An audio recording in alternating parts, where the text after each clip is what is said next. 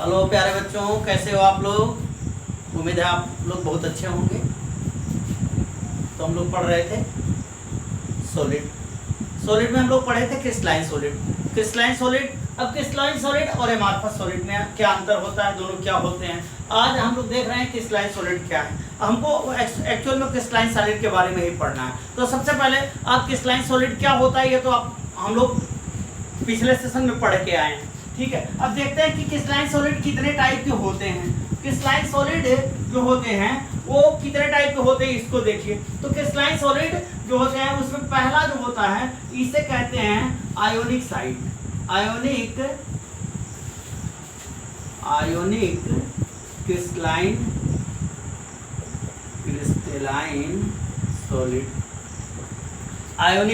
Solid. Ionic crystalline solid क्या होता है। आयोनिक क्रिस्टलाइन सॉलिड को देखिए तो आयोनिक क्रिस्टलाइन सॉलिड ये पहला हुआ आपका। इसमें देखिए ये कैसे बने होंगे, आप इसके नाम से ही बता सकते हो कि ये जो होते हैं ये सर्टेन आयंस से मिलकर के बने होते हैं, कुछ आयंस से मिलकर के बने होते हैं। यानी आयोनिक क्रिस्टलाइन सॉलिड जो होते हैं वो यानी they are formed by certain ions. सीधे कह सकते हो कि आयंस से मिलकर के बने होते हैं, ठीक। अब चूंकि आयंस से मिलके बने हैं, ठीक, तो इनके बीच आपस में जो बांड होगा वो आयोनिक बांड होगा, ठीक। तो इसको ऐसा करते हैं कि पहले देख लेते हैं कि कौन कौन से टाइप हैं आयोनिक सॉलिड। और दूसरा आपका है इससे आप कहेंगे मेटेलिक सॉलिड। क्या कहेंगे? मेटेलिक क्रिस्टलाइन सॉलिड या सीधे कह दीजिए सॉलिड, कोई दिक्कत नहीं है, मेटेलिक सॉलिड। तीसरा जो होता है आपका उसे कहते हैं आप कोवैलेंट सॉलिड। क्या कहते हो?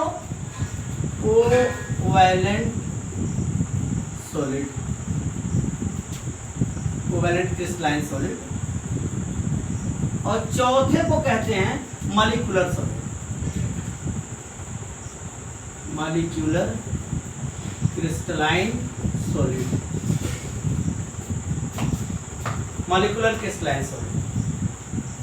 Ionic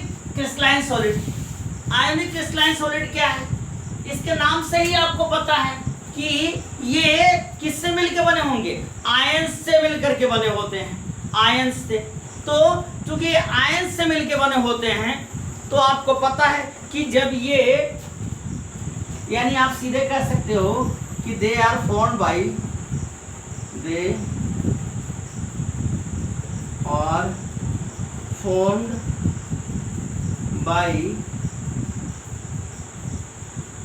certain ions.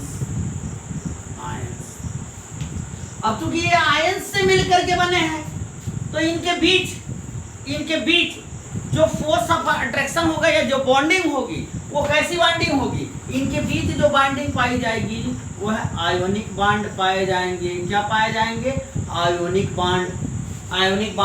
और आयोनिक बॉन्ड आपको पता है कि आयोनिक बॉन्ड अगर है तो आयोनिक बॉन्ड में इनके बीच फोर्स ऑफ अट्रैक्शन, क्योंकि आयोनिक बॉन्ड में आपको पता है, पढ़ के आए हो आप कि आयोनिक बॉन्ड में फोर्स ऑफ अट्रैक्शन ज्यादा होता है, ठीक है। ठीक इस तरह से सारे कैरेक्टर्स अभी देखते जाएंगे हम, ठीक। और दूसरा क्या, पहले सबके बारे में थोड़ा सा देख लें। मेटेलिक सॉलिड कैसे होते हैं? मेटेलिक सॉलिड ये कैसे बनते हैं? ये मेटल एटम से मिलके बने होते हैं, यानी they are formed by metal atom. ये मेटल एटम से मिलकर के बने होते हैं। यानी ये कैसे बने होते हैं? फॉर्म्ड बाय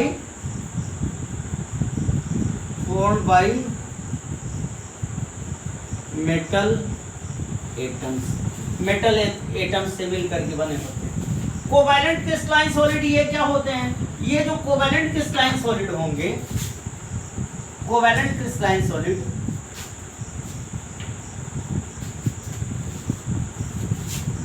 ये क्या होंगे? ये नॉन मेटल से मिलके बने होंगे। ये क्या होंगे?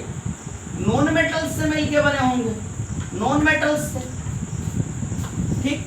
और मॉलिक्यूलर सॉलिड कैसे होंगे? मॉलिक्यूलर सॉलिड ये मॉलिक्यूल्स होंगे, मॉलिक्यूल्स से मिलके बने होंगे। तो ये दो अंतर आप, पहला अंतर तो आप इसमें आराम से देख सकते हो कि ये कैसे कैसे हैं, ionic crystalline solid, metallic crystalline solid, covalent crystalline solid, molecular solid. ठीक, अब इनमें देख लीजिए ये आयनिक बॉन्ड द्वारा, आयनिक बॉन्ड से जुटे होंगे, आयनिक बॉन्ड से। मेटालिक सॉलिड कैसे होंगे? ये कैसे जुटे होंगे आपस में? किस फोर्स ऑफ अट्रैक्शन से ये आपस में होंगे? यानी इनमें मेटालिक बॉन्ड होगा, इनमें क्या होगा? मेटालिक बॉन्ड पाया जाएगा, मेटालिक बॉन्ड।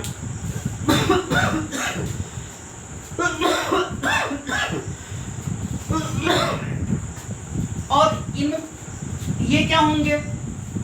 नॉन मेटल्स हैं। नॉन मेटल्स तो आपको पता है ये कैसे बॉन्ड से जुड़ेंगे? कोवैलेंट बॉन्ड से जुड़ेंगे, कोवैलेंट बॉन्ड से जुड़ेंगे, कोवैलेंट बॉन्ड से। ठीक, और मॉलिक्यूल, अगर मॉलिक्यूलर सॉलिड है तो मॉलिक्यूल्स कैसे होंगे? मॉलिक्यूल्स कैसे होंगे? आपको पता है कि मॉलिक्यूल्स के बीच, दो मॉलिक्यूल्स के बीच जो अट्रैक्शन, फोर्स ऑफ अट्रैक्शन लगता है, फोर्स ऑफ अट्रैक्शन, उससे आप क्या कहते हो? उससे आप क्या कहते हो? Van der Waals force. क्या कहते हो? Van der Waals force of attraction, van der Waals force of attraction. यानी ये वंडरवॉल फोर्स से जुटे होंगे। चारों में आप अंतर, एक बार हमारा प्रयास है कि चारों आप एक ही बार में देख लीजिए, अलग अलग न देखना पड़े आपको, इसलिए मैं एक लाइन से आपको बता दे रहा हूँ। Ionic crystalline solid, metallic crystalline solid, covalent crystalline solid और molecular crystalline solid. Ionic crystalline solid है ये कैसे होंगे? ये आयन से मिलकर के बने होंगे। मेटालिक जो होंगे वो मेटल एटम से मिलकर के बने होंगे। कोवैलेंट सॉलिड कैसे होंगे? वो नॉन मेटल एटम से मिलकर के बने होंगे, नॉन मेटल एटम से मिलकर के बने होंगे। और मॉलिक्यूलर सॉलिड ये कैसे? मॉलिक्यूल से मिलकर बने होंगे। रह गई बात बॉन्ड की, तो बॉन्ड देख लीजिए, ये इनमें कैसे बॉन्ड पाए जाते हैं? आयनिक सॉलिड है, आयनिक बॉन्ड होंगे। मेटेलिक सॉलिड है तो मेटेलिक बॉन्ड होंगे। कोवैलेंट सॉलिड है या कोवैलेंट सॉलिड है तो इनमें कौन सा बॉन्ड? कोवैलेंट बॉन्ड पाया जाएगा। ठीक है, अब देखिए अब अगला, अगर इनमें अंतर अगर आपको देखना है तो मेल्टिंग पॉइंट देख लीजिए। मेल्टिंग पॉइंट, इनके मेल्टिंग पॉइंट कैसे होते हैं? मेल्टिंग पॉइंट आपको पता है कि जितने आयनिक कंपाउंड्स होते हैं इनके मेल्टिंग पॉइंट क्या होते हैं? हायर होते हैं। इनके मेल्टिंग पॉइंट हायर होते हैं, यानी इनका जो मेल्टिंग पॉइंट होगा, किसका? आयनिक सॉलिड का। इनके मेल्टिंग पॉइंट हायर होंगे, पता है आपको। ठीक, तो इनके मेल्टिंग पॉइंट हमेशा क्या होंगे? अधिक होंगे। और दूसरा मेटेलिक सॉलिड आपको पता है कि मेटेलिक सॉलिड आपको पता है कि मेटल्स से मिलकर के बने होंगे।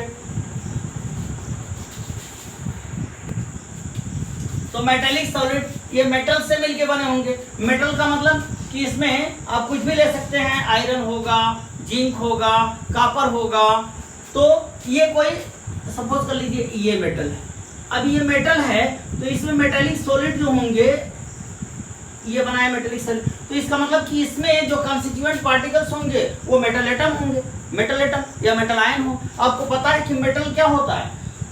वो इलेक्ट्रॉन डोनर होता है। मान लीजिए आयरन ही है, आयरन, तो आयरन अगर होगा, ये कॉपर है, ठीक है। तो अगर मान लीजिए ये आयरन है सपोज कर लीजिए, तो इस तरह से इसमें आयरन यहाँ हुआ।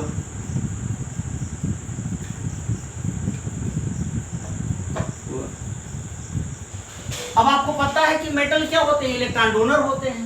इलेक्ट्रॉन डोनर, तो इलेक्ट्रॉन को डोनेट किए, इलेक्ट्रॉन को डोनेट करते हैं। अरे भाई कोई भी मेटल है, ये मेटल है, अगर इलेक्ट्रॉन को, इससे कुछ भी आप ले सकते हो, कोई जरूरी नहीं कि आप यही रखो। कुछ भी आप कहोगे कि सर क्या कोई जरूरी है कि हम आयरन ही रखें? नहीं, तो कुछ भी मेटल रख दो, कोई दिक्कत नहीं। मेटल ले लो, यहाँ ले लीजिए, ये मेटल है, मेटल। अब तो आपको पता है कि मेटल इलेक्ट्रॉन डोनर होते हैं, ये इलेक्ट्रॉन डोनेट करते हैं। मान लीजिए कि जो इलेक्ट्रॉन को डोनेट किया, डोनेट किया, तो इसके ऊपर 2 चार्ज आ जाएगा, 2 चार्ज आ गया।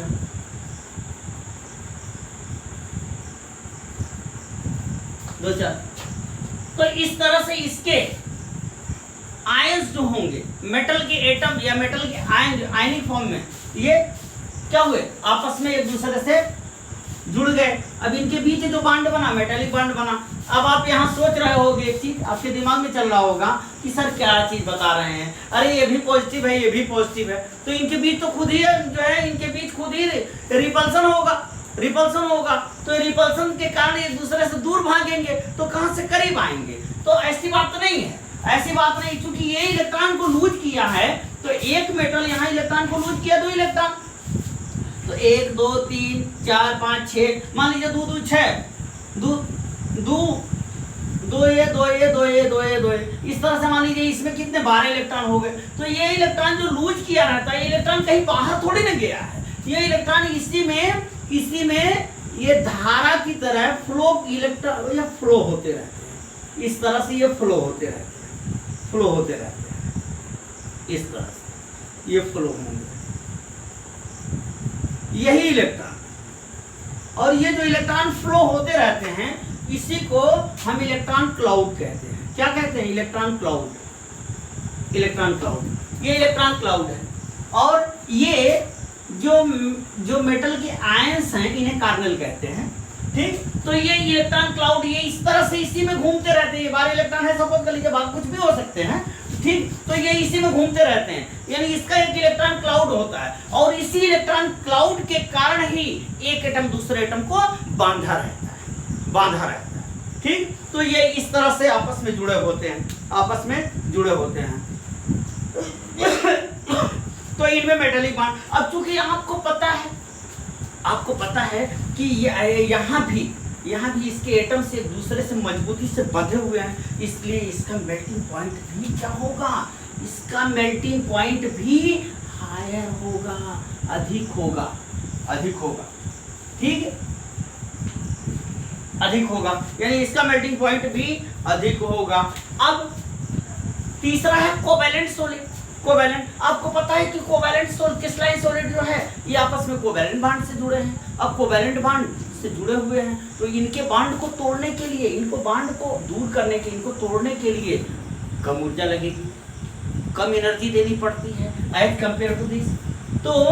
तो इनका मेल्टिंग पॉइंट जो होता है, इनके कंपैरिजन में मेल्टिंग पॉइंट इनके कंपैरिजन में क्या होता है, लो होता है, लो, इनके कंपैरिजन लो होता है। कुछ के आप ये ना कहिएगा, और भी आपको मिल सकते हैं, कुछ आपको एक्सेप्शन भी मिल सकते हैं, हर जगह जो है इसके नहीं मिलते हैं। और कुछ ऐसे, सॉरी यहाँ पे आपको एक चीज नहीं बताया, sorry, I am very sorry. तो इसके मेल्टिंग पॉइंट देख लीजिए, तो इसके मेल्टिंग पॉइंट जो होते हैं वो, तो इसके मेल्टिंग पॉइंट को लो आप कहेंगे, लेकिन लो ना कहिए, मैं यहाँ पे वेरी हाई लिख रहा हूँ, वेरी हाई। क्यों वेरी हाई? एग्जांपल आपको देता हूं, डायमंड